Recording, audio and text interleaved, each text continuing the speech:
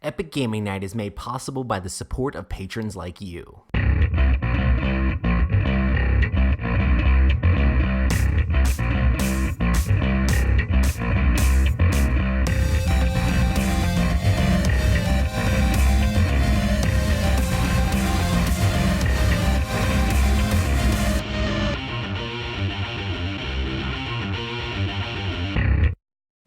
Welcome to the Epic Gaming Night podcast, a podcast about the stories and relationships board games create. I'm your host, Roy Canny, and with me as always is Matt. Hi. And Rob. I don't like the new intro. We're going to have a meeting about it. No, man. I want to. Is it just because we don't have enough time to talk?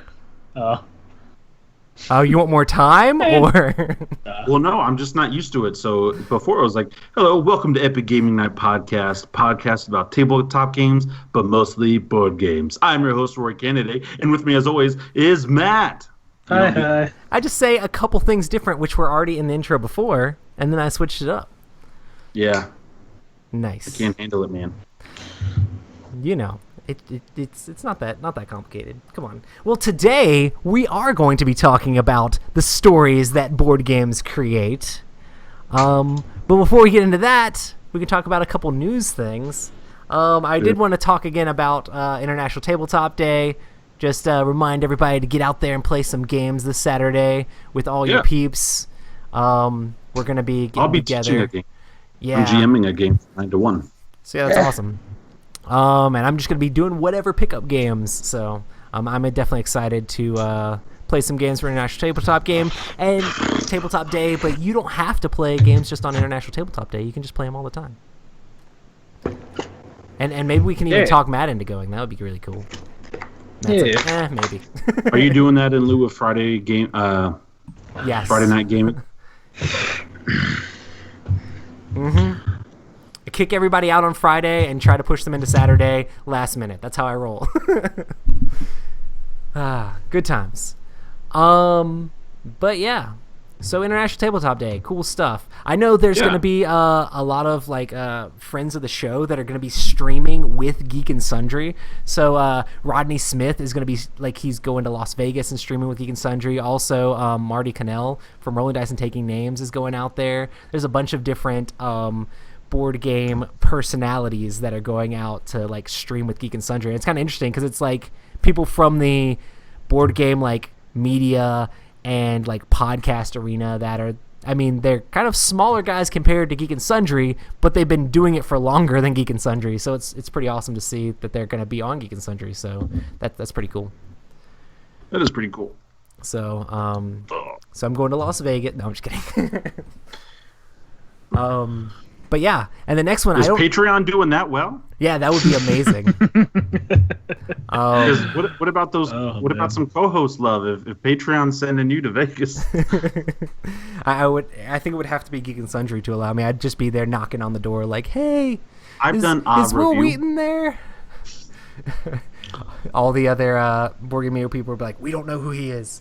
Oh, thanks, guys. Will Wheaton's just on Twitter nah, I'm in LA. What are you doing? Nice. Crazy. But yeah, I don't know if you saw the pictures of this, but there's going to be a Fallout miniatures game. I did see that.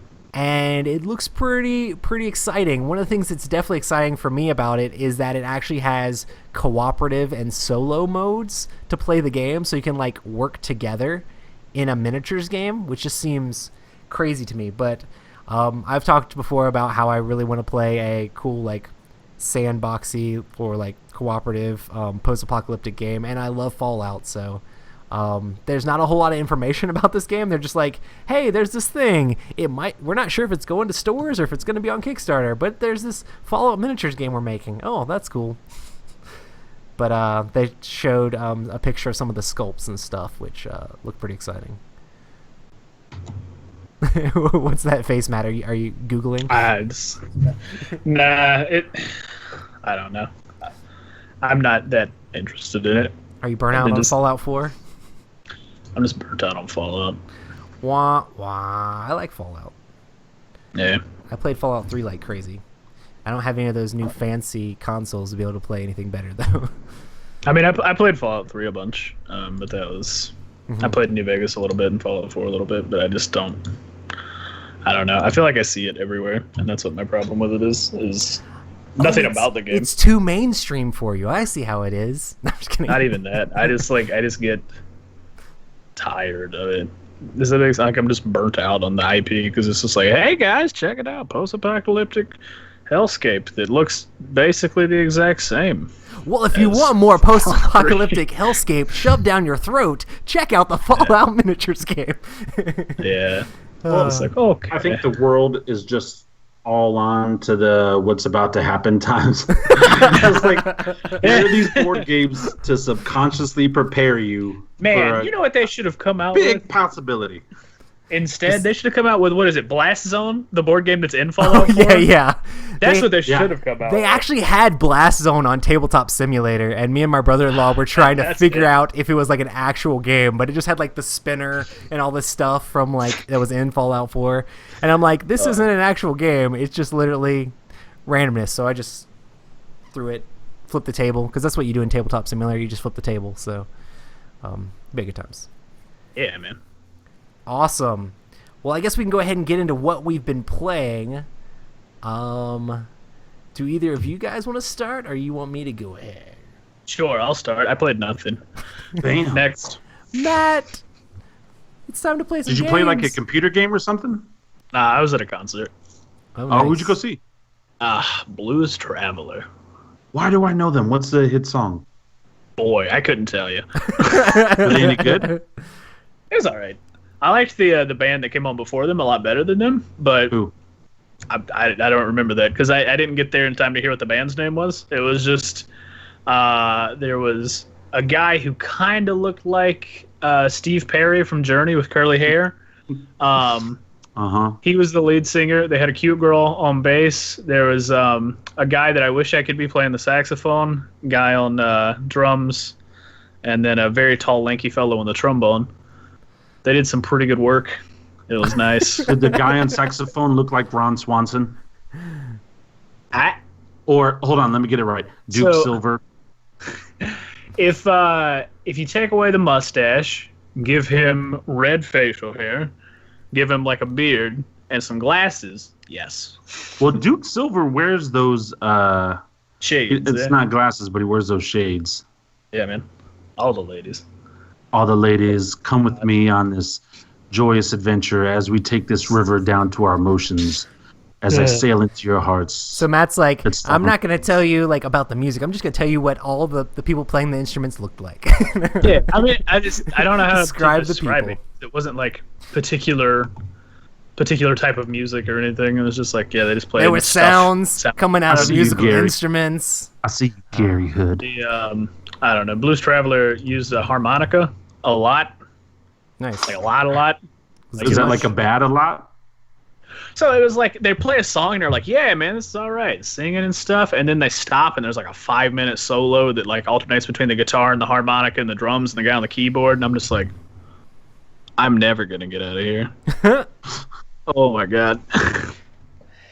It wasn't that bad. I think the thing that bothered me is I go buy drinks and I end up buying like $36 in drinks and I left completely sober. And I was like, guys, what happened? Did I get water somehow? Like, did you see the music sobered you up? Did you see Mark's comment? He actually said that, and then you started talking about the watered down beer. It was. Man, I was ordering buckets of alcohol, and it was still just like, yep, here you go. Nothing can make this music good. No, I'm just pineapple juice. Nah, but it wasn't bad. It just wasn't great. Awesome. Well, that's awesome. Good for you, man. Yeah, look at me trying to be social. Board games. So we, I'll go. We tried out my prototype, and I loved it. We broke it a lot, which is fantastic. There were some elements that I really like that I kept in it, and there are a lot of elements that I changed. But it really got me excited about some different things with the prototype. I also quickly changed the theme from like a murder mystery camp out theme to like this like science experiment gone bad, and you got to try to kill it before it gets out, before the world finds out what you're doing. And so I actually sent Matt and Roy some updated rules and character options and stuff like that. Do you think I went too hard on you while we were playtesting? Oh, absolutely not. Believe, listen, I can't stress this enough. For those that don't know, I'm still in the process. I'm at year 5 now of trying to write a book. I have literally heard how terrible I am. I've heard how great I am. My mom quit reading the first time after the second chapter. She was like, "No, this is like your daughter wrote this." Oh no! I mean, things have definitely gotten better. Oh, it was like, "Thanks, Mom." I'm glad you're encouraging your son. Well, I mean, she is and she isn't. What's one thing I love about my mom is she just kind of shoots it, and there was things in there. I was just trying to go for like, get over my grammar. Like, I'm just trying to write this stuff down. She's like, nope, can't get over it. So, but I polished it and I've made it a lot better. And now when I send it to agents, they're not all like, hey, this is terrible. Some of them are like, I actually really like your writing now. So I say all that to say, you, Roy, were so mellow compared to what I'm used to. Good. And it was still good. So your book editors calloused you to be able to listen to playtesters tell you, "Hey, I don't think this is working." When your book editor edits your book and then sends you a 64-page thesis on your book, and the first and last page are, "Hey, congratulations, you wrote something down," and the last page was, I think you can do this. Just follow the in between 62 pages of what's broken. And your average editor letter is about 8 to 14 pages, and mine was over 60. So, again, I'm all good, man. Hopefully Steven didn't think I was going too hard, because literally I was just like, hey, we should start over. No, and you were right. And we made some changes, because, like, I think what also kind of hurt it was the map I used. I should have never used Masons of Madness. Some of those pieces are really big.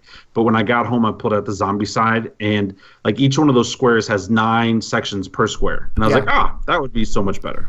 So for anybody who's like thinking about messing around with designing a game or like working on designing a game, like just prototype it out, like make it happen, Yes. like put it on the table. Because if you write out tons of rules, they're all going to be thrown in the trash the first time you play it. Because, I mean, not all of it, but it's a lot of times it's good to just be like, just edit on the fly and be like, okay, this works, this doesn't work, and then like go back to the drawing board. But designing board games is a lot of work. That's why I have a lot of respect for the designers like that go through all the development process and all that stuff. Because coming up with the idea is the fun part and the best part, but making that idea into something that works and is amazing is extremely difficult sometimes. So you can do it, Rob. Just keep at it. Oh, man, I'm excited. I love to be creative. I've always been. We'll tell you how broken creative. It is when you bring it back. No, I'm just kidding. Yeah, but did you read some of the different classes that you could be? I just skimmed through the stuff. I was waiting on you to actually tell me how to play your game. Oh, well, not much has changed. Well, actually, yeah, a lot has changed. But I've added in classes. I really liked one of the ideas that you said about giving each character abilities. Yeah, every game. And every so game, all the characters should have 5 or 6 asymmetrical abilities. Every single game. It's my And favorite. there's 2 bad guys, and each bad guy has its own ability. Gotcha. And so I'm pretty excited for it. But awesome. Anyway. I guess I should But we finish also mine. played that robot game. Yeah. Do you want to talk about that? So Death Bot Mega Fun. I've already talked about it, but I know you haven't. Well, Deathbot Mega Fun, real quick, it's not out yet, but that was a lot of fun. Month. I'm just going to put it in all caps. Yeah, it's Because pretty it much seems like an all all tabs type title. Yes. Matt, have you played Deathbot Mega Fun? No, not yet. Bro, so I haven't played any games in like 3 weeks. I'm definitely going to bring it to roll a bunch- International First of all, Tabletop Day. everyone gets dealt like 6 cards. Everyone gets dealt 6 cards. And on your card, there's different powers, whether it's a shield, whether it's a bomb, whether it's a gun or something like that. You're trying to basically be the last robot or be the last robot with another last robot. And you're trying to get 3 victory points. And on all the cards are different colors. and everyone gets 6 dice as well. And after you look through your 6 cards, everyone rolls their 6 dice, and then you immediately, with one hand, you start picking up the dice. And you can't use the card unless you have the dice that correlates with the card. So it was like real time, like hurrying, trying to get dice, and getting upset when somebody else takes your dice, and then not being able to play a card because you don't have the dice. But it was a lot of fun. And it was one of those take dats, and the game goes by real quickly. And so even if you go out, like let's just say somebody plays a virus card and a bomb card, and you're like out by round 2, the game does not really last long. Each round doesn't last long. Let me say and that. you're only out for like that round, and then you go right back in. Yeah, you're only out for that round. You're never like destroyed. You come with 6 health. I thought, what a great, fun, simple idea. Like, really genius. And there's a decent amount of strategy in trying to figure out when, like, you get your parts and you know which parts you can play, but there's like there was one round where the first round you just didn't play anything, Rob, because you're like, I'm going to not play anything this round, so I'll have things I can play later on in the round when people have already wasted all their good stuff. I ended up winning that round with you. Yeah. So there's a lot of strategy on when you defend, when you attack, when you spend your like fast cards, and when you do your slower cards, and trying to figure out what the other players are going to do to try to like make your attacks actually land and go through. So. Well, and also the dice with their different colors that are on the dice that correlate with your card.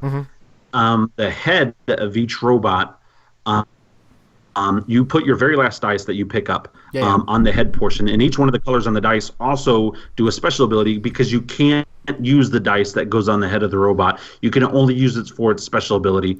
And some of the abilities are really cool. Again, and it also has to be the very last die you pick, which normally when it's the last die you pick, there's not a whole lot of choices left. So if you go faster and get your stuff fast enough, you have a little bit more choices for the head. But if you're like trying to figure things out and you go a little bit slower, it's like, oh, well, I only have one die I haven't been able to pick. So actually being faster can make things better, but you want to make sure you actually grab the correct dice. So yeah, it was a lot of fun. I would definitely play it again. The only downside, but I see it also as a plus side, is it only plays up to 4 players. I think it would get crazy with more than 4, but it's a nice like 20 to 30 minute filler. 30 minute if you're kind of taking your time. The whole game, all 3 rounds, can really be played in 15 to 20 minutes. But fun little family game too. Like I would play that with my family when my daughter gets a couple years older. Yeah, that'd be awesome. So. Awesome. You can talk about that big game? Yes. I am super excited. I hate got this stupid game. I got a copy of the Rune Wars miniatures game. This is the new miniatures game from Fantasy Flight that they have made to try to like combat and be in that same genre as like Games Workshop. So it's like they're trying to be more hobby miniatures about it. But this game is kind of like a mix of Battlelore, Descent, and XWing meets Warhammer Fantasy. All the models are like, every single model has at least 2 pieces, but they're all like push fit models, so you can actually just push them together. Like I actually had everything set up completely without any glue. I don't know that you would play the game without glue, because then you'd be marching your troops around and then shields would start falling off a little bit. But with just minimal glue, you can play the game just putting stuff together with a little bit of super glue. But it's awesome. Like it takes some of the things that are awesome about X-Wing with like the army building and different things like that. And it takes the movement like maneuver templates that they use in X-Wing, but it makes it a lot easier. It's not as much of like a dogfight. Whenever you do a turn, you don't have to specify which direction you're turning. Whenever you move, you're like trying to run into the other people, which is a lot easier than like not trying to run into the other people like in X-Wing. I like it better than X-Wing and Armada. There's a lot of different options. In the main box, there's not a whole lot of army building options, but if you got like 2 of the main box and then like one person played one faction, one person played the other, you'd have a lot of different builds you could build, and you can do a little bit with putting different upgrades on it.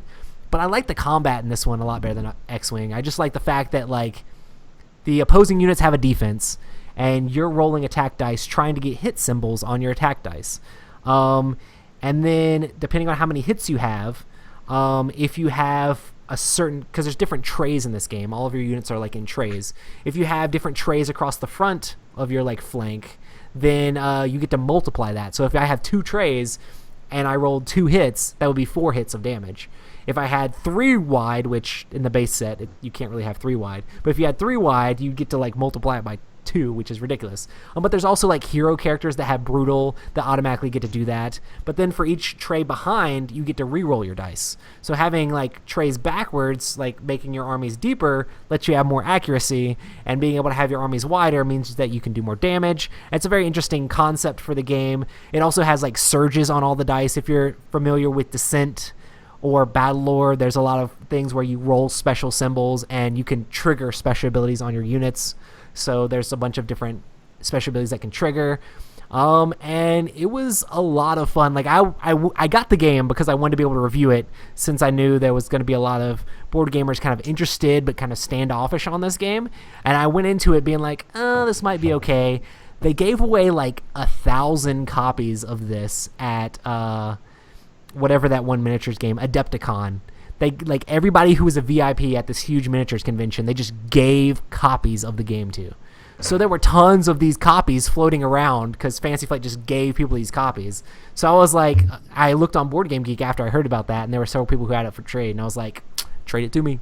So, and of course, if people got the game for free, they're a little bit more easy giving the game up. But yeah. I was pretty excited, and I had a lot of fun. What did you think, Rob? I loved it. Yeah. I did not expect to like it as much as I liked it. I was kind of like the same boat. Liked it. I liked it more than Battle Lore. I love the combat in it. I love how everything connects. I will say this: Fantasy Flight, in my opinion, stepped up their game when it came to production. These are really clean minis. You don't see the breaks or, like where like the mold plastic is broken off. Very clean, very well put together. And I love how everything incorporated itself. Like I had this Rune Golem whose abilities, he could do abilities if you really wanted to force him to do something. But then he also had to roll, like at the very beginning of the round, you rolled like these runes, and I got abilities based off of those. It was a lot of fun. It was a lot of fun, and I also won, and so that helped. But it was a really good game. Like I'm thinking about probably picking it up. Yeah, but here's my thing. I don't want to necessarily pick it up just yet until after Cool Mini or Not. Yeah. And here's why. I want to see what they say at Cool Mini or Not about the new Game of Song Thrones. of... And I've actually heard that a lot. Like people are like, should I get this game or should I look into the Game of Thrones game? And I really want to play both as a podcaster / reviewer, so I can let you guys know my opinion of one versus the other.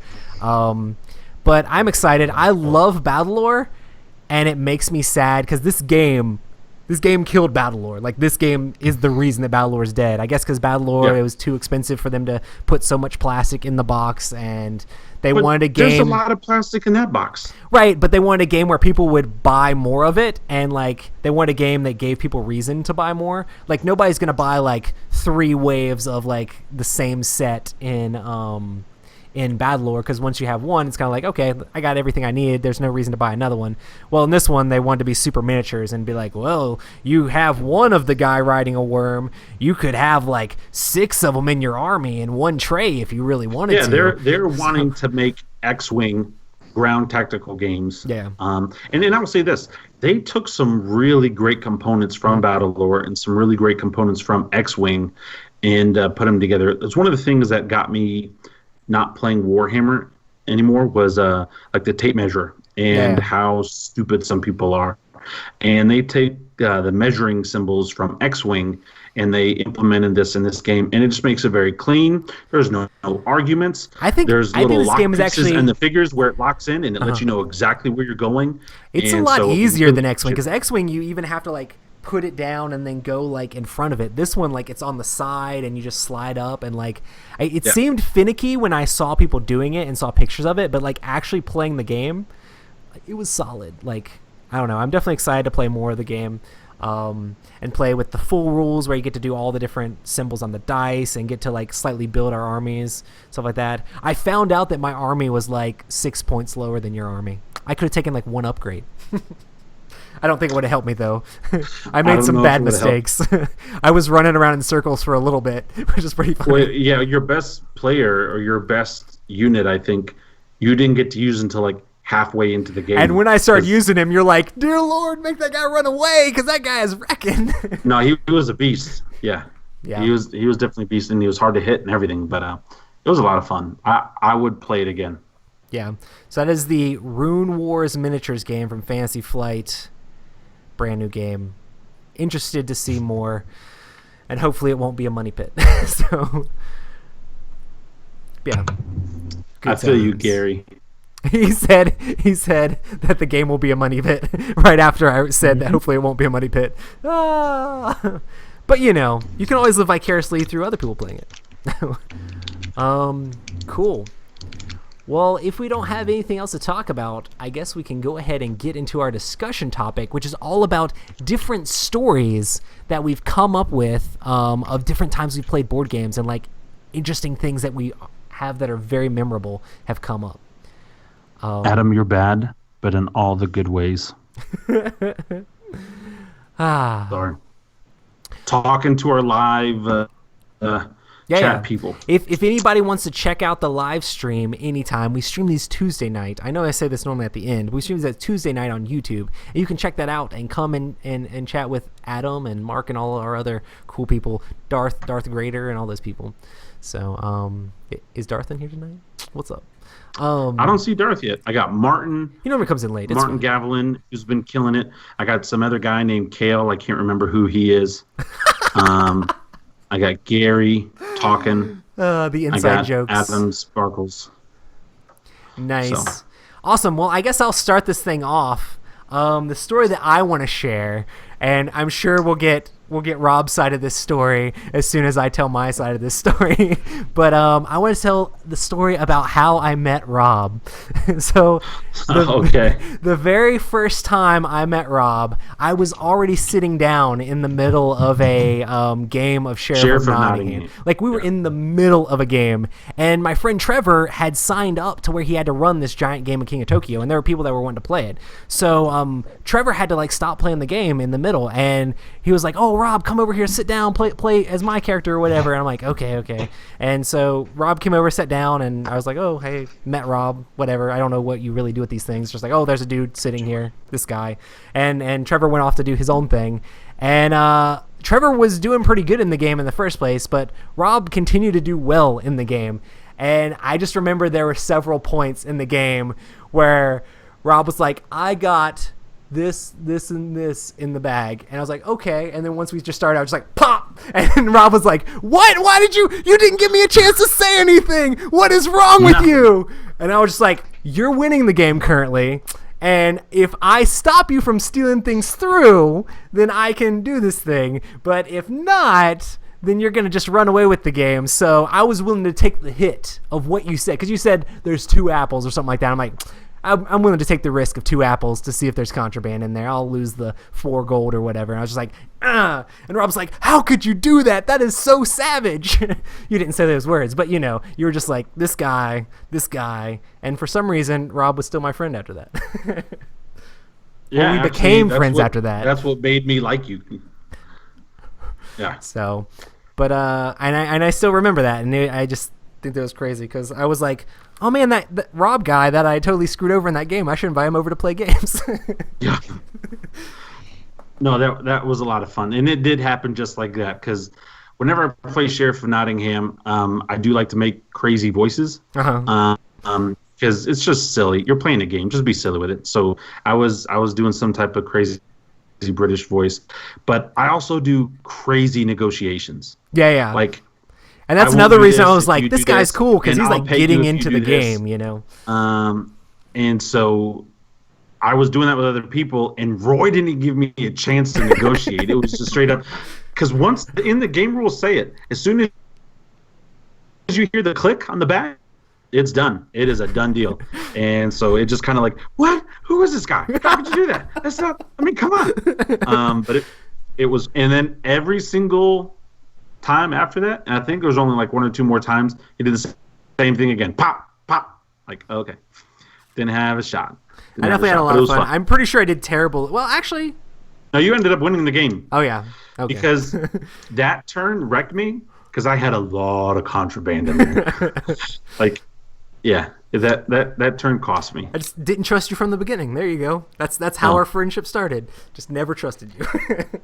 And it's so funny is because now I never trust you. So that's, but it was a lot of fun.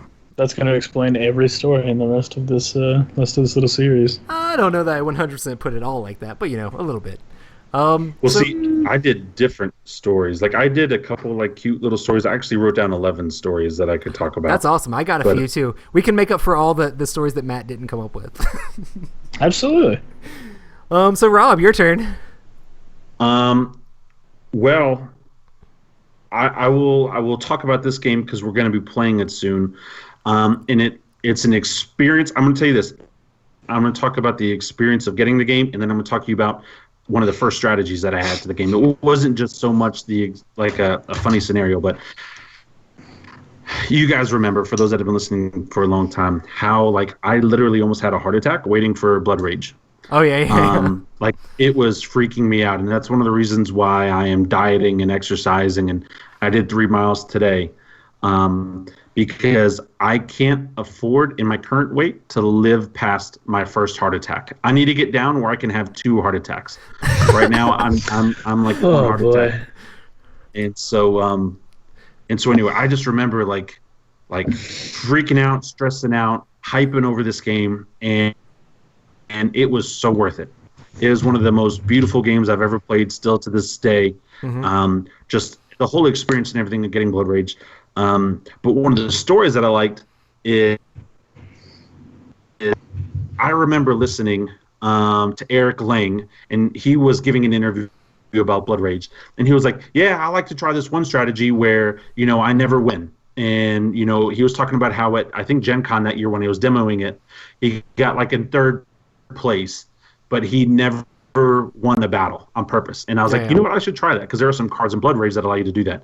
And the first time I tried that strategy where I purposefully lost every single battle, I call it the lose to win strategy. I actually won the game, and I won the game by a lot. Now, granted, it also has to do with the draft, and you have to have a lot of stuff coming your way. Yeah. But man, that was just that whole experience was just so much fun. And every time I think about Blood Rage now, I got a little sour at Gen Con about Blood Rage because I could not get the cards. And when you try to get something and it's not your fault, but it's there's nothing I do.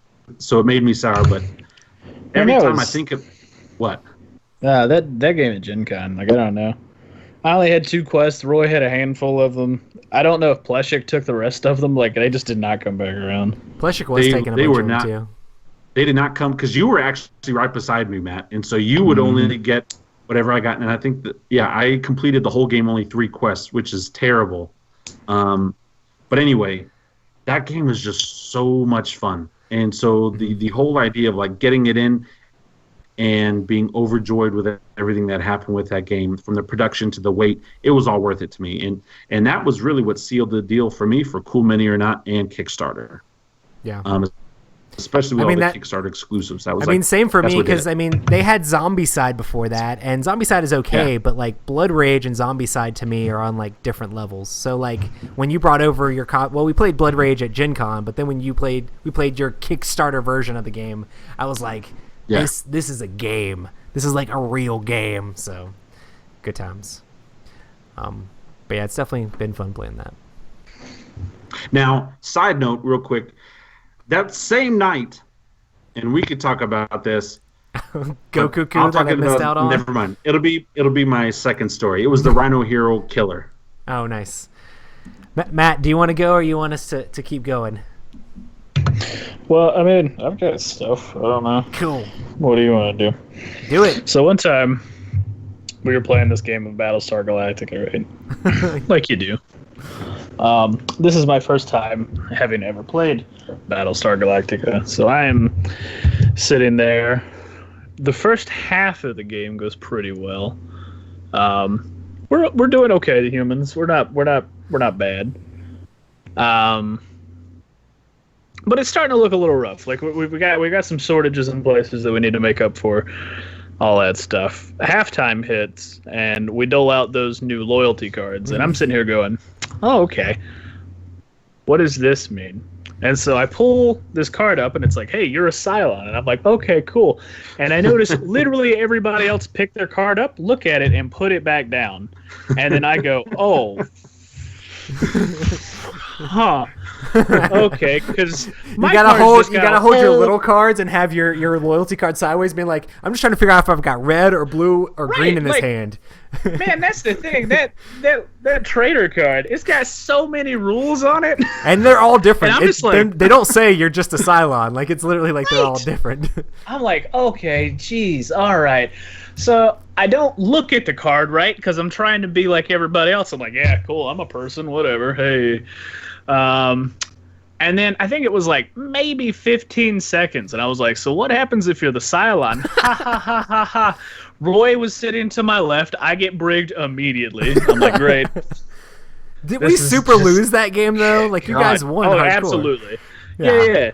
So I'm just like, great. I'm in jail. There's probably not another Cylon. The humans have won. I have lost just because I don't know what the rules are. And then there's always another Cylon. That's the problem. There's a dire situation that comes up, and AJ has basically nothing that he can do. So he has the opportunity to give an executive order to the president, who happens to be sitting to his left, who happens to be sitting to my right. So he gives an executive action to the president, who is Ryan Bradley. Yeah. And then his first action as president is to pardon me, gets me out of jail. I'm like, hey, he's like, I'm a Cylon. See y'all later. I'm like, cool. Oh my gosh. And then his turn starts, and then he does some stuff, and then it was my turn, and I was like, hey guys, don't know if you know, I'm a Cylon. Hey. Yeah, that's always the worst. That executive order card had to be designed with that thought in mind of like, this is going to be used to mess up the humans at some point in the game when they executive order a Cylon, and they're like, guess what I'm doing when it's not my turn? Revealing myself, and then taking another action and revealing myself. Oh man, it's so great, so good. It's such a strong card too, though, because like, yeah, if it doesn't reveal a Cylon, it can help people the do humans extra a lot. actions. So. Yeah. I mean, it's really good, but like that was so good. Just coming out with 2 super crises right up behind it. Yeah, I'm pretty sure we were at like the beginning of the jump prep. That we had already got the first thing that happened was there was a crisis, and then you guys were like, and more ships, and I'm like, guys, we lost. And AJ's like, I don't think I ever want to play this game again. And I'm just like, no, it's great. Playing with like 6 people or something. Like, we were playing with like a pretty high number of people. Yeah, we were there for a while. A bunch of people at the table, and I was like, oh boy. It was definitely intense. I still love Battlestar Galactica though. Like, it's amazing. Like, it's in my top 20 for sure. Has that come out yet on your videos? It's been recorded. What? I think it comes out this weekend, so we're I know almost which there. Number 1 and number 2 are. I don't know necessarily in what order, but I know which number 1. I think your number 1 might have changed. What? I would say War of the Ring is probably number 1 for you now, and Twilight's number 2, just because you've been able to play more of War of the Ring. No? Still Twilight? Okay. Fanboy for life. No, I'm just kidding. Yeah. Well, being Spoiler a top 3 is still amazing. What was I gonna say? Okay, I guess it's my turn. And speak of it, I'm gonna talk about War of the Ring. I want to talk about way back in the day, young Roy Cannaday.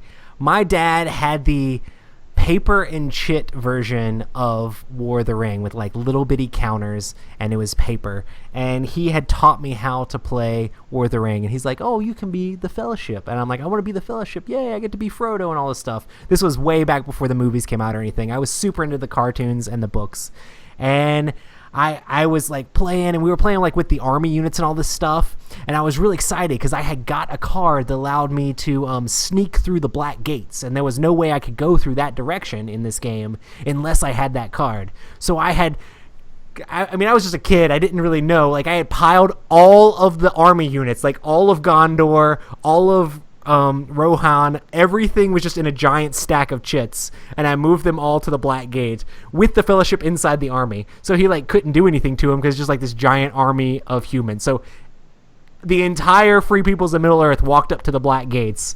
And then I'm like, and I play this card and I sneak through. So I had to do some like weird test. This game is significantly different than the current War of the Ring game. Because like when you move through enemy units, you actually have to like roll to like not be found. It was a lot more wargamey and a lot more, I don't know, simulation-ish, I guess. The other one, I like the other one a lot better, but and because it looks way nicer. But yeah, so I get the entire Fellowship through. I get them to Mount Doom, and I'm like, yes, I made it to Mount Doom. And my dad's like, well, you have to be there at the beginning of your next turn. And I'm like, oh, okay, that's cool. I have the entire Fellowship. No one's dead. The entire Fellowship. He proceeds to move every single Nazgul to that space and murders the entire Fellowship.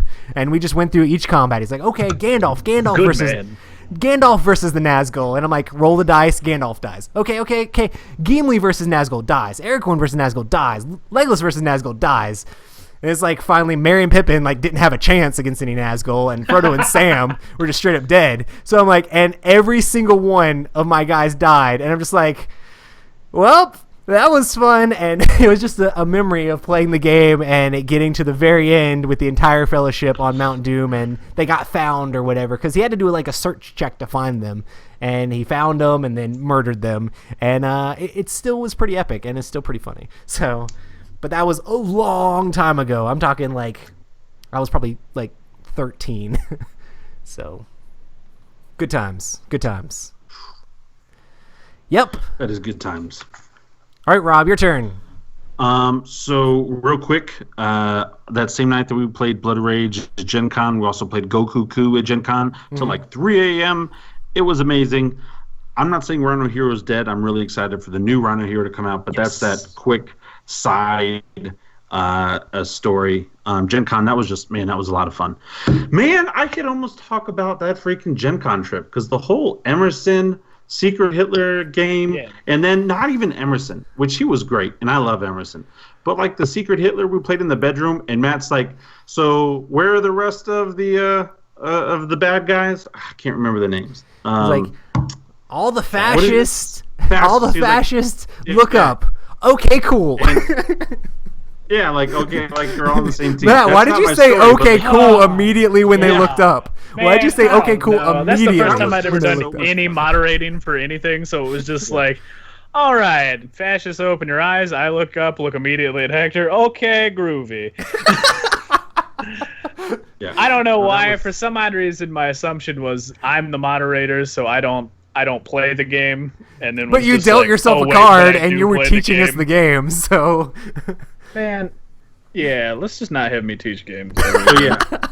But anyway, I mean, that whole trip, we had a blast between the food and the games and everything else like that. We had a blast. But the game I want to talk about is flipping Betrayal House on the Hill. And you guys have heard me talk about this before, but I don't think I will ever forget this for as long as I live, because it was just so on point. So we've played a bunch of social deduction Rob games prophecies. In the past. Bro, the Rob prophecies are real, man. But the Rob prophecies are real. If the Rob prophecies target you, you better look out, because they're not going to be false. They're going to be true. I've been more right than I've been wrong. That's the creepy part. We're getting ready to play House on the Hill, and I freaking love Hector. Hector is he's such a great friend. He's such a sweet man. Just a good person overall. But for some reason, I always know when Hector, it's like his goodness fades a little bit, and I can see like the devil pop out in him just for a quick second. Here's the thing. The game, we hadn't even finished unboxing the game, like taking everything out. And we're all sitting around the table talking, and I just look over at Hector, and I'm like, listen, Hector, you're going to be the bad guy. And he's like, okay, what's up, man? I was like, Hector, you're going to be the bad guy, and here's the thing. For you to win the game, you're going to have to kill my character. And he's like, nah, man, nah, we're good.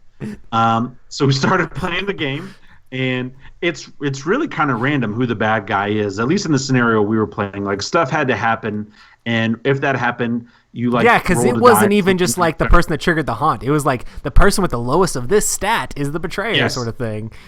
So so it wasn't just like you all get dealt cards, and I could just kind of guess it was Hector. Like things had to happen, and not only was Hector the bad guy, but then he also had to kill my character.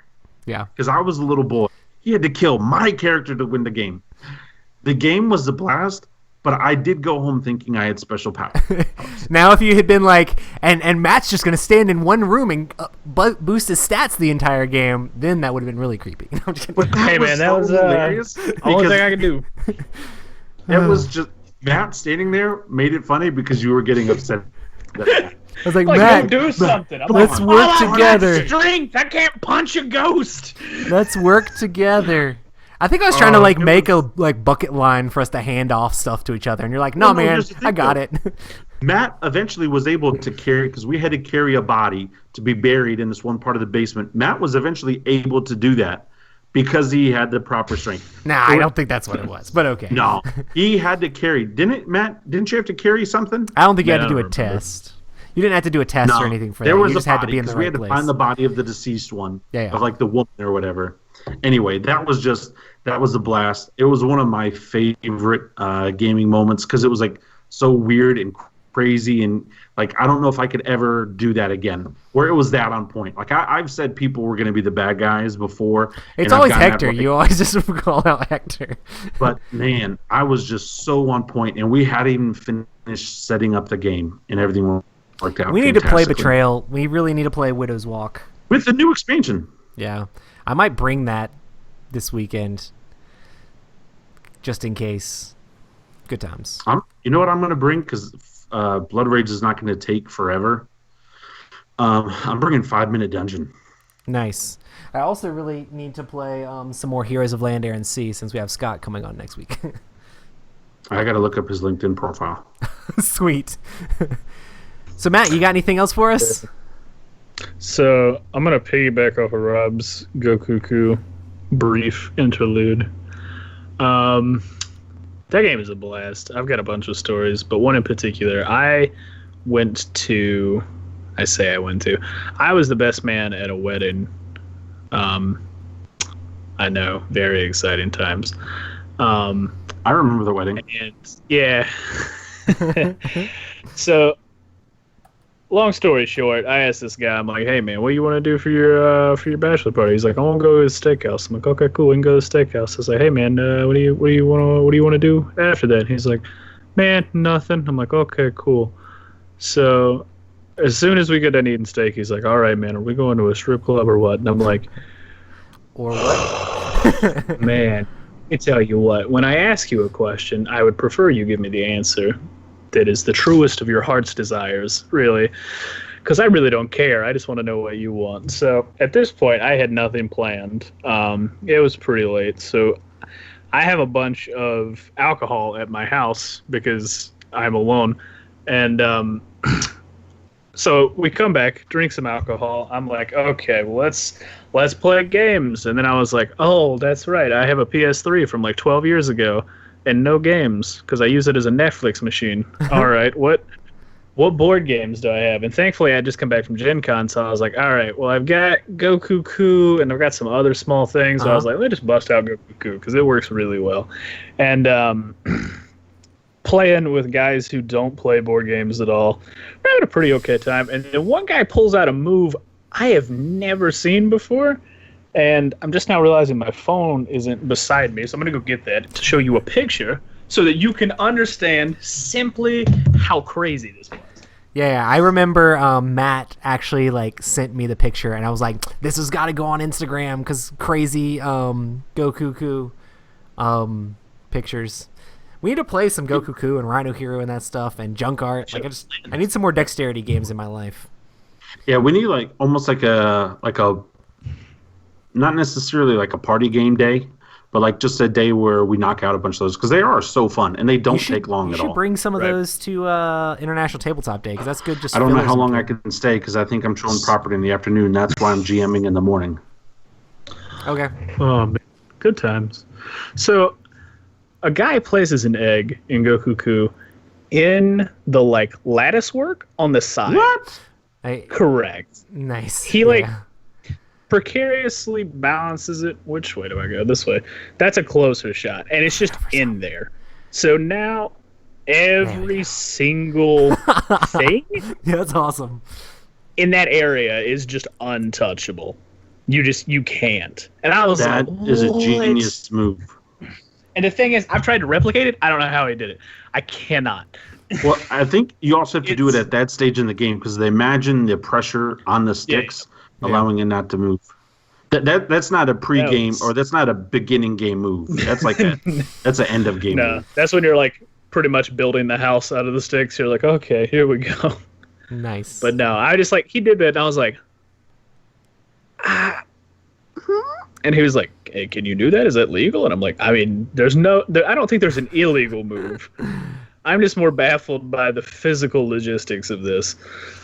But yeah, man. Can you imagine if the rules for Go Cuckoo said when you put down the bird, you had to put it on the highest pointed egg? On the egg? They better make a divot in the bottom of it or something. You have to put the bird on the eggs. You can't just.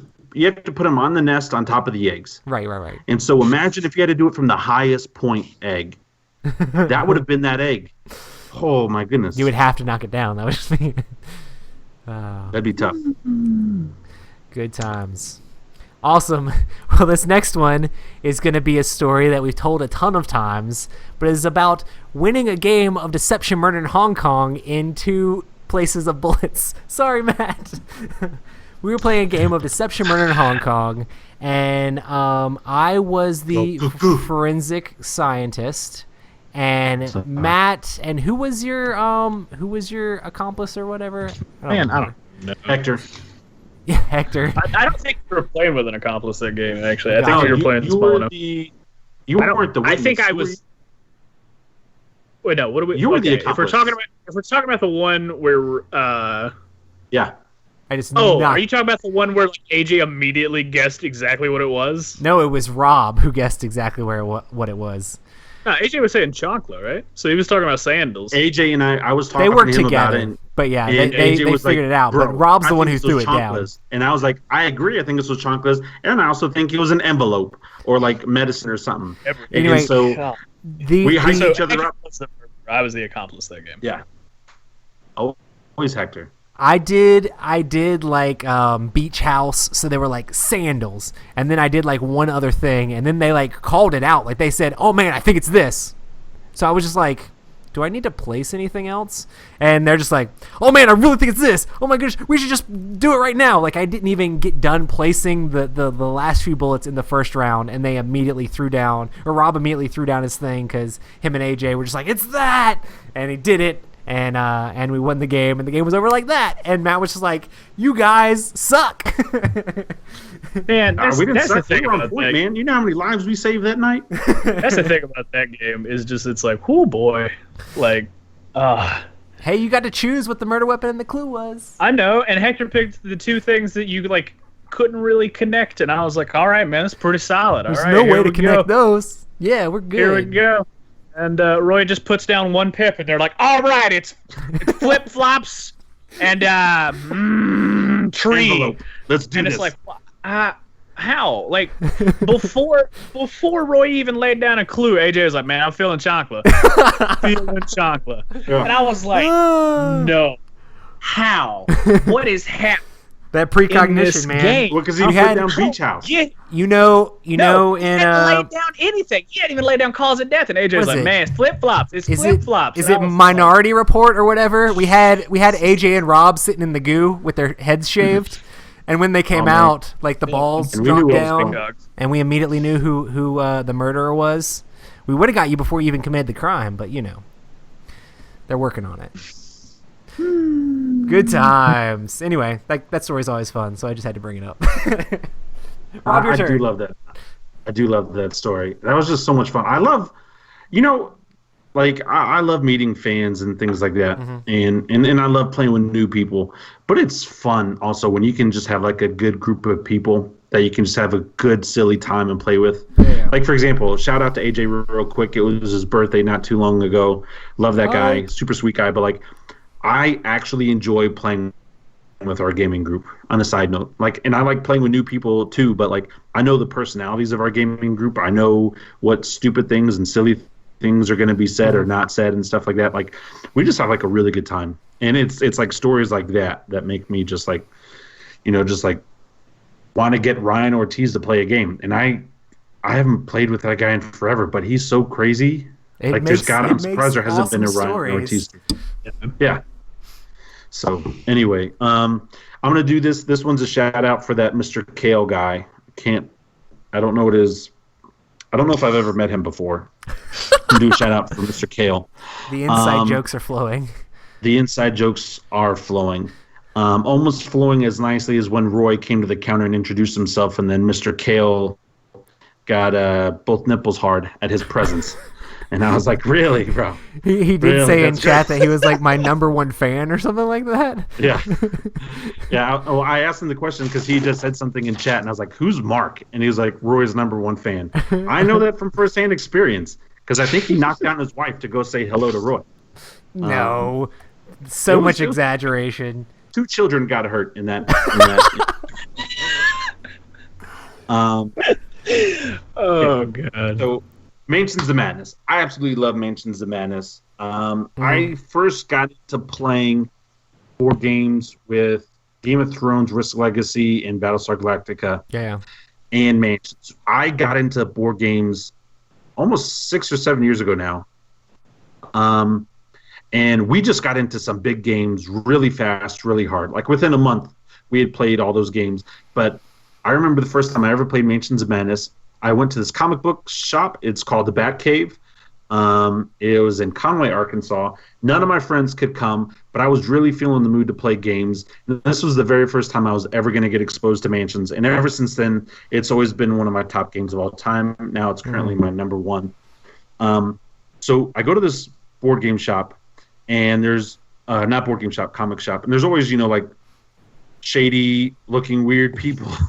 And like half of the people, female and male, are showing their butt cracks and stuff like that. Nothing that you want to see or anything, but there's just like one little space in the back corner every Thursday night that they would have board game night. There was this one cool guy, his name was Brian, and he was like, hey man, what are you doing here? And I was like, first of all, I came back here to buy soda from the soda machine. Second of all, I heard Thursday nights were board game nights. I would like to play a board game. And he was like, that's awesome. We actually need one more player to play this game, Mansions of Madness. Have you ever heard of it? I was like, no, man, I haven't heard of Mansions of Madness. He was like, well, do you know who Cthulhu is? And I was like, yeah, sort of. I was still brand new and stuff. I hadn't read a lot of the Cthulhu stuff at the time. And so he was like, well, do you like blowing stuff up and do you like murder mystery kind of stuff? I was like, yes. He was like, well, sit down and play this game. Nice. So anyway, we started to play Mansions of Madness First Edition, and I think we played the second or third scenario. I can't remember the name of it, but it's basically where the Shoggoth, where you have a bunch of cultists, and they can like summon zombies, and they're trying to get pieces of you, and they need to get 2 pieces or flesh clues from investigators to take back to the altar to then summon a Shoggoth, and then the Shoggoth has to exit. The Shoggoth has to exit the mansion for them to win. So they got to summon the Shoggoth, and the Shoggoth has got to exit the game. Yeah. And this is freaking blowing my mind. Because first of all, I have no idea what we're doing. Because if you play Mansions of Madness, it's hey, that's one of the things I love is that you get to you don't know what the mission is. You have no clue. Yeah, you have no idea what anything is, and there's all these cards down. So I'm freaking out. Like, this is the greatest thing ever. Oh my gosh! So I'm searching for stuff. I can't remember his name, but I'm the guy who has the dog and the guitar on his back. Ashcan Pete. Yes. And so I picked the dog because they were like, you can swap things in between players. And by the time the game was over, we got the Shoggoth. The Shoggoth had almost escaped. One of our players had gone insane and was working against us. And it was me and another guy. And the other guy died. So it was 4 against Mansion Keeper. One investigator died. One investigator is now insane. I have the shotgun, and the other guy has the dynamite. And the Shoggoth has got like 6 life left. And we're bearing into this guy with everything we have. And the guy who went insane on purpose because he just kept on trying to hit the Shoggoth, but all he had was like a knife, so he had to get super close, and he had to keep doing horror checks, and he was rolling terrible for the horror checks. So he just went insane super quickly. And then we had to leave the room because he would take our stuff. His horror thing was, if you and your space and investigator take their stuff. So he would like take our stuff, and we didn't know it first.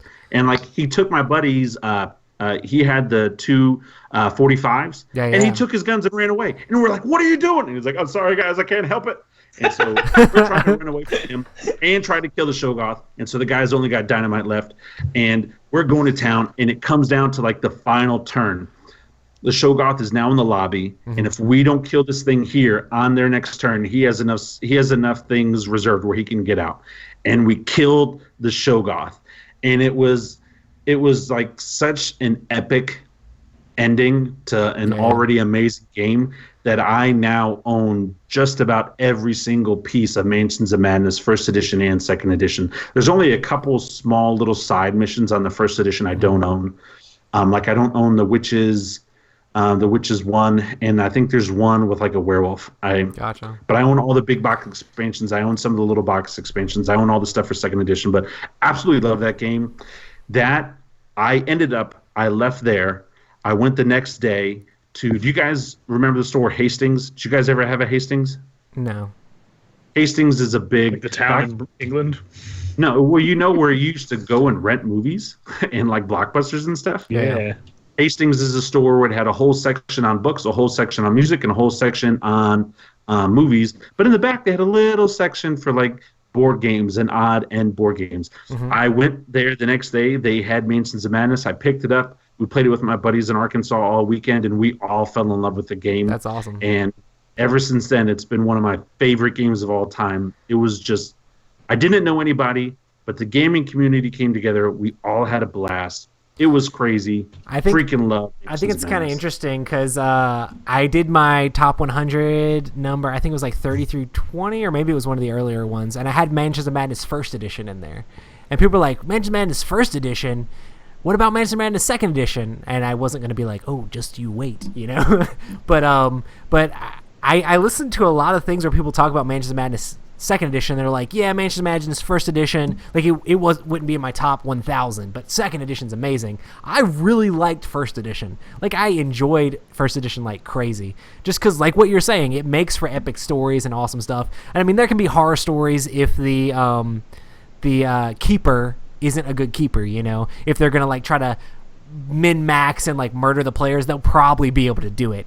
But if they play through the story and try to make it epic, play it more like a role-playing game, like that game has amazing stories and is awesome thematically. But I like second edition better just because it makes it so everybody gets to play together too. But I still think the puzzles and stuff and all that was super innovative in first, and I really enjoyed it. So yeah, good times. Matt, you got another one for us? Are we closing out here, or are we doing more after that? No, we were all supposed to tell 3, so this will be your third and final one. You have to end it now with an epic, crazy epic story. You're the closer. Man, that's no good. You're the Patreon announcer of our stories. Close it out. That is unfortunate for you guys and all the listeners. I gotta say, I only have like 4 more stories. But well, here we go. We're not gonna tell them all. I'll let you guys pick. Do you want violence against children? Oh no! Or violence against the drunk. Is violence against children the one I'm thinking of? Me? Absolutely. Oh no! I was gonna. Is this the one that involves me? Thinking about mentioning it. 100%. But I wasn't gonna say it. It was an accident. I know. What was the other one? That's what I thought about that when Rob was talking about Mark. I'm like, you have no room to talk, Rob, about running over children. It was violence against the drunk folk. Who was drunk? It didn't involve us. You weren't there. No. Okay. No, Rob pushed over a baby, Adam. Yeah. All right. Well, okay, I'll tell them both really quick. Yeah. Really quick. So the one against children, we were playing Happy Salmon for the first time. No, end with that one. You guys... End with that one, because we can go. Oh, end with that one? Okay, so... All right, so here we go. The drunk story. I went to a party that was almost entirely set up just for me to meet a singular girl. It was okay, but very awkward. So how'd that work out? Man, social anxiety kicked in, and I drank a bunch. So me and the other guy I was hanging out with also drank a bunch. This is a guy who used to be my boss. So we're drinking. At some point, he knocks over a shot glass and does not realize it, and has cut his hand wide open on the shot glass, and is like getting blood all over the hot tub, like all over the place. It is an absolute wreck. And so I'm like, all right, well, so let's play Cards Against Humanity. So we bust Cards Against Humanity out. We're playing it for a little while. And then somebody's like, hey, man, somebody's bleeding. And I'm like, oh, boy, is it me? I'm a little flustered. Wasn't me. It was him. Long story short, keep playing, don't care. Wake up the next day. My cards are still outside all over the place. There are just blood all over the cards. I managed to clean all of them except for the one that was just Martin Luther King Jr., and that one just has a permanent blood stain on it, which is semi-ironic and also terrible.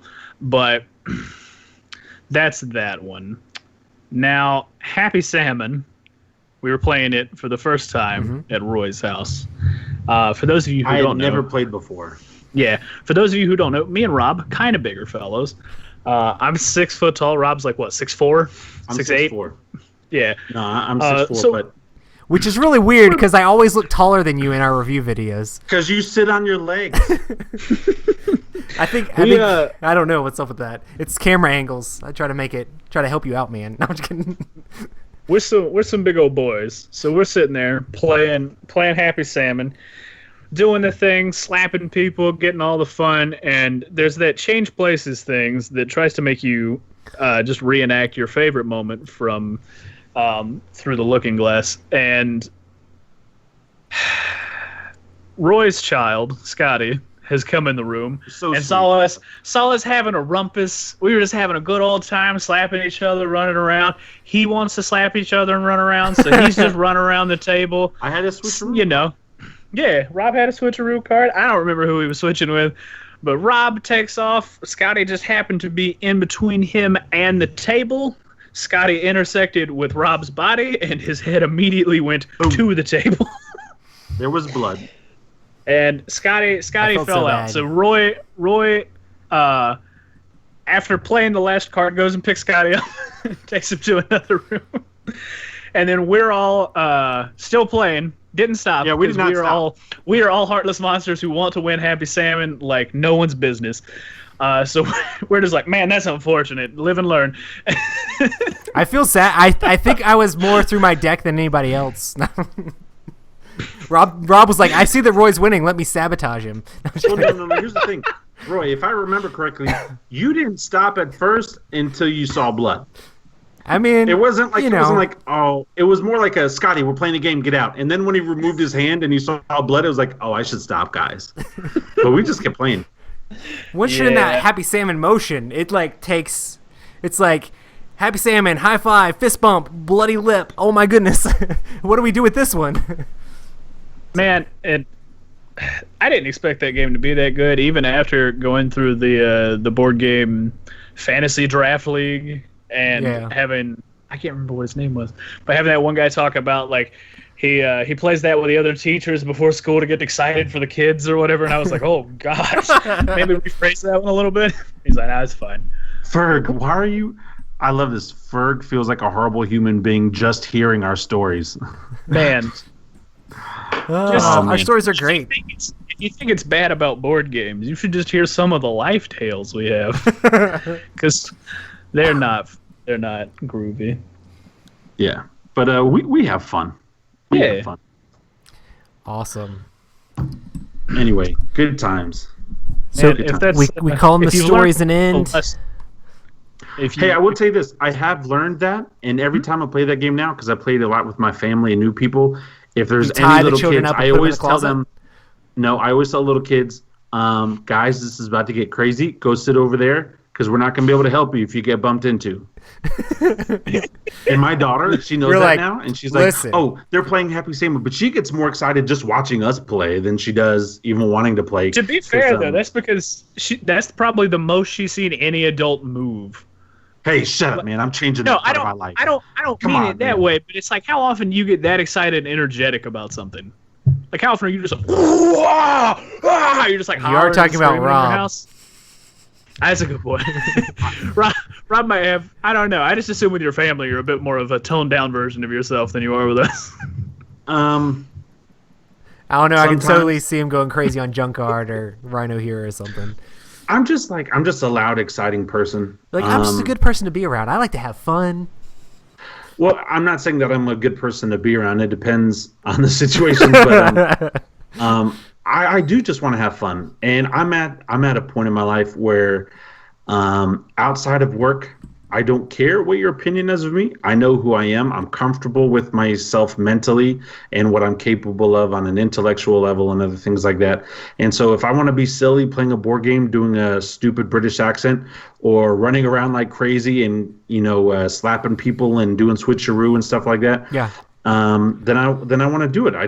I want to enjoy life. And I don't know. I'm really lucky where I don't stress out on social anxiety. That doesn't stress me out. A lot of other things stress me out, but I'm one of those people where it's like the more people, the merrier. It's Yeah, like, yeah. okay, the more people in front of me, okay, great, let's have fun. Nice. Well, I'm sure we have tons and tons more stories, but I guess we can call it a day for this time. Maybe next time we'll do, or maybe some other time in the future we'll do other crazy stuff. But yeah, we stream these podcasts Tuesday night, 9 p.m. at youtube.com. Next week we have Scott coming on, the designer of the Tiny Epic series. We're going to talk all about Heroes of Land, Air, and Sea, which is supposed to be coming out now. We're supposed to be coming back on Kickstarter May 5th. So super excited to talk about that because I really enjoy that game. That's not the same guy we had on before, right? We haven't had Scott actually on. He was going to come on, but he didn't come That's on. right. But we had his business partner. Oh, we had Gameland Michael. Michael came on from Gameland, and he's the CEO of Gameland. But Scott does I'm a bunch excited. of different games. Scott does games that are even not for Gameland. Like he's got a bunch of like games, and he always has like these interesting like tight knit games that like work really cool together. Well, so it's going to be They interesting better to be get on his inside LinkedIn his. profile page. It's going to be interesting to get into his head about game design and stuff like that. So make sure to check the podcast out next week for that. And also we want to say thank you to our amazing patrons. And we'll let Rob take this away from here for our patron of the week. All right, I'm going to try to do something a little different. You guys ready for this? I'm getting all excited. I hope it's just bird noises. Chirp, chirp, chirp, chirp, chirp, chirp. Caw, caw, caw. No. Man, now Matt, now Me I'm and thinking Matt, about birds. me and Matt need some bongos or drums to play while you make weird noises. Oh wait, hang on. And you are now initiated into the Patreon of Epic Gaming Nights. You know what's fantastic about birds? Is they can fly. Birds are amazing. They're beautiful. They're strong. They've lived. Bones a are very hollow. long time. They're hollow. They know the different aviation patterns and the wind patterns of the world. I mean, birds are a remarkable creature. But you know what birds can't do? They can't do Sean Cohen. Birds get jealous the fact that they can't do Sean Cohen. Sean Cohen, if he was the bird, he would be the eagle of eagles. Sean Cohen is not only the United Airlines flight attendant's worst nightmare, not only American Airlines' worst nightmare. Sean Cohen's is anybody's worst nightmare on their best day. This individual, this Sean, the shrines that will be made for him after his death will peak any type of monument we have. And the only reason they're coming post-death is because they're going to be so big they won't be able to complete it in his lifetime. He is beautiful inside and out. Have you guys not seen his little dimples on his cheeks? What a gorgeous, gorgeous individual. So fine looking, just Sean Cohen just makes you want to just fly to him. If I was a bird, I'd fly in this direction right now. Sean Cohen, we appreciate you so much. And if Sean Cohen is a female, I'm just gonna say that every single week. if Sean Cohen is a female, Boy. I said still counts. Just Everything majestic as a lady eagle. Everything I said still counts, and the female Sean Cohen still smells like that amazing wood chip cologne I mentioned a couple of weeks ago. Thank you, man. Mark. I'm crying. Oh, I just have a small request for anybody who pledges to our Patreon and anybody who is going to pledge to our Patreon. Even if your name isn't gender neutral, please make it gender neutral. Just so we literally every week, because it is the best thing. My brother-in-law was That's right, joking yeah. about making his Martin, username Birds don't like. care if male or female. My brother-in-law was like, I'm going to pledge to your Patreon and make my username super inappropriate, so you have to read it out on the podcast. And I'm like, but you have to at least donate to do that. So, I mean, that's cool. Yeah, I'll just do it unabashedly. I'll be like, all right, Dickbutt762, what's up? Oh, no. I will say man. this, though. This Sean Patreon is SEAN. I see Shauna, Sean, a bunch of other names. No, this is SEAN. And regardless of your gender and who you are, thank you so much for listening to the show. Thank you so much for putting up with us. We greatly appreciate it. All these things that happen, they happen because of you guys. All these stories are because we met other people and played board games with them. And that's what tonight was about. You know, me meeting Roy for this time, us playing with Matt, us hurting babies and things like that. And it all is because of people. And so we want to thank you guys for listening to the show. And being a part of this amazing community. Yeah. And on our Patreon, we're currently doing a poll for the game of the quarter. So we're having all of our patrons go over there and post which game they would really like us to review. One of the stretch goals we had was so that we could get a game in and review it, and then once we review it, we're going to send it out to one of our awesome patrons. So if you want to get in on the Patreon to vote for that, we're going to run it till the end of the month, and then if there's games that are tied, we might do a poll to see which one of the tied games are the most. But it's been a spread of games. I think currently Terraforming Mars and that's a good one. Xenoshift Onslaught are the two ones that I've are got tied, that. but they only have play that. 2 votes. So it's really any game in there. There's a huge list of awesome games that a lot of our patrons are excited and want us to review, but you could swing that vote. So make sure to check it out at patreon.com/Epic Gaming Night and help us out to do more epic things with all of our board game media. Absolutely, go vote for my bloody copy of Cards Against Humanity. That'll be fun. You can get somebody's DNA. What if we, for one of the stretch goals, where I just did a 5-minute video where I just talk sweetly and softly into the mic, like this Adams Rob Talks Nice to You YouTube channel? What if we just did not in drag? I'm not doing it in drag. No, he is. No, he can co-host in drag. But yeah, we'll talk. We'll bounce some ideas off of Roy. More Hero Clicks. Yes, Hero Clicks is fun. Isn't it fun, Ferg? I freaking love Hero Clicks. I've really grown to enjoy the game a lot. Yeah. Oh, side note for all the people commenting on our video video on for Hero Dice Clicks Tower. just went up. Listen, thank you so much for your comments, but I beat Roy in the game that really mattered. And we didn't tape that. We did not tape that. But not only did I beat Roy, I got real lucky with dice rolls. I'll say that. But I beat Roy. Baby Groot, my weakest player, who should have done absolutely nothing, was a beast in that game. He crated me up against the wall and made me lose did. one of my best characters. Or my best character died. The best character out of all the packs we opened up. It was awesome. That was a lot of fun. I really like the Hero Clicks videos. Nice. Awesome. Yeah, our Guardians of the Galaxy review for HeroClix just went up on the Dice Tower. Me and Rob have a pack versus pack video. I think we might have talked about that last podcast, but it's out now. And people that are saying they don't even like HeroClix are saying that this video is hilarious. It's getting a lot of good response, and I think it's pretty funny.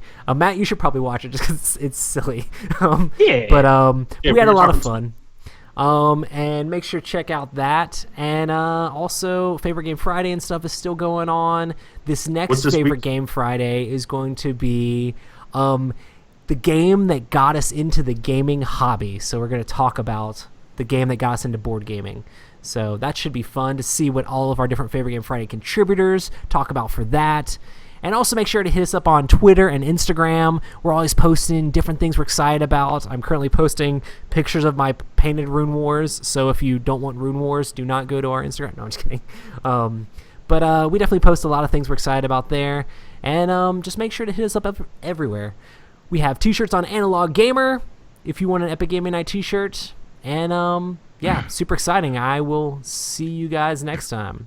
We should email Brandon Pleshik and tell him about the Board Game and Blood t-shirt with a little tag. I think on the bottom, like just on the very bottom, it'll say P.S. I'm not the traitor.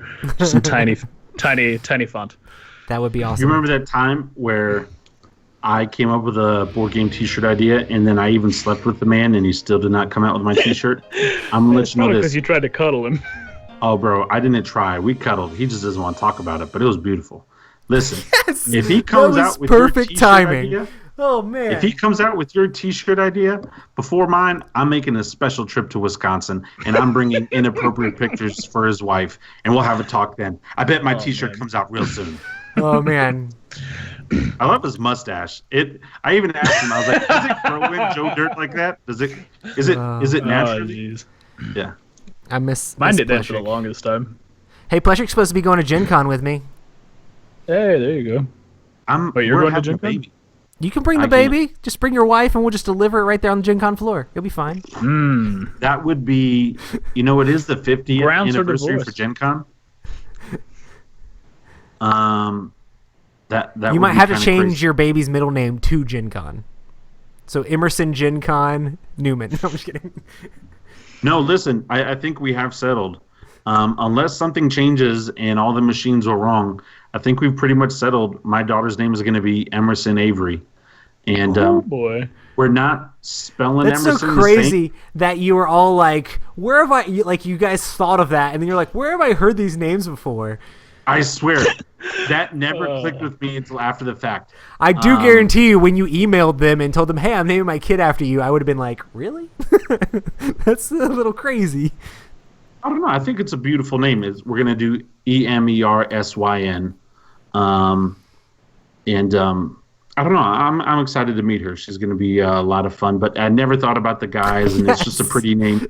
And my wife is always like Emerson Gen Con Newman, initials EGN. Epic Gaming Night. That's perfect. Let's go, sir.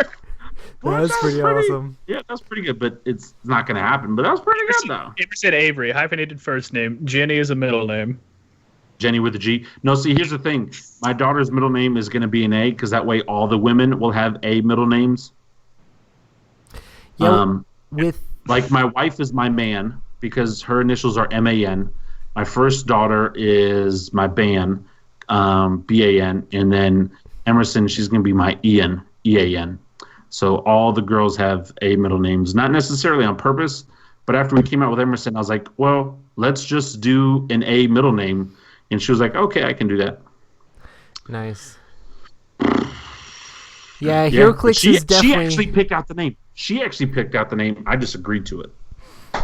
Rob, you wanna learn a vocabulary word? I know words. What does this mean? So during your Patreon shout out, you talked about memorials, like funeral memorials that are typically built for people that aren't where they're buried. Those are referred to as cenotaphs. Or statues, cenotaphs. Is that where post-death? Yeah. They're erected in honor of a person away from where they're buried. Real quick, Mark Hale, my wife has never met Steve Avery, and it's probably good because she would change the name. Yeah. Here's the thing, though. Speaking of Stephen Avery, what a beast. He's got a lot of games happening right now with different companies. Really happy for him. Excited for him to come back on, but it's going to have to be later in the year because there's a lot of I can't talk about it right now. But if you have not heard of our Stephen Avery episodes, so hilarious. Like, I don't even care what he's saying. He could be reading like a Twinkle Twinkle Little Star, and I just love it. Such a fun guest. Yeah. Good times. Awesome. Well, it's also very smart. Thanks everybody in chat. You guys are all super awesome. Except for Mark. Chatting back and forth. Who? I'm just kidding. I said everyone's super awesome except for Mark. Who? No, I'm just kidding. Sorry, That's Mark. right. Sorry.